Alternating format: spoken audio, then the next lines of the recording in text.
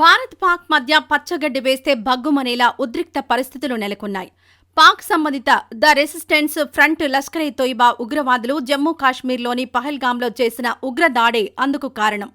ఈ దాడుల అనంతరం భారత హోం మంత్రిత్వ శాఖ పాకిస్తాన్కు చెందిన పౌరుల అన్ని రకాల వీసాలను రద్దు చేసింది.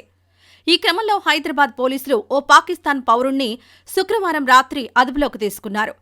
పాకిస్తాన్ జాతీయుడు హైదరాబాద్కు చెందిన యువతిని వివాహం చేసుకున్నాడు. తన భార్యను, ఆమె కుటుంబాన్ని కలిసేందుకు పాకిస్తాన్ నుంచి భారత్ వచ్చేందుకు అనుమతి లేకపోవడంతో నేపాల్ మీదుగా మహమ్మద్ ఫయాజ్ హైదరాబాద్ చేరుకున్నాడు.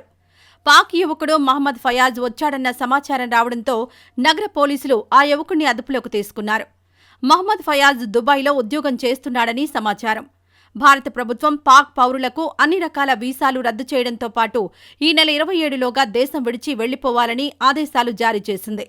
ఎవరైనా మెడికల్ ఎమర్జెన్సీ అవసరాలపై వచ్చిన పాక్ జాతీయులు ఈ నెల 29లోగా దేశం విడిచిపెట్టి వెళ్లాలని అధికారులు ఆదేశాలు జారీ చేశారు. ఈ క్రమంలో పాక్ పౌరుడు మహమ్మద్ ఫయాజ్ తన భార్య కోసం నేపాల్ మీదుగా భారత్లోకి ప్రవేశించి చివరికి హైదరాబాద్ చేరుకున్నాడు. పక్కా సమాచారంతో హైదరాబాద్ పోలీసులు అతన్ని అదుపులోకి తీసుకుని విచారణ చేపట్టారు. మరోవైపు హైదరాబాద్లో అధికారికంగా మొత్తం 208 మంది పాకిస్తాన్ జాతీయులున్నారని లెక్కలు చెబుతున్నాయి.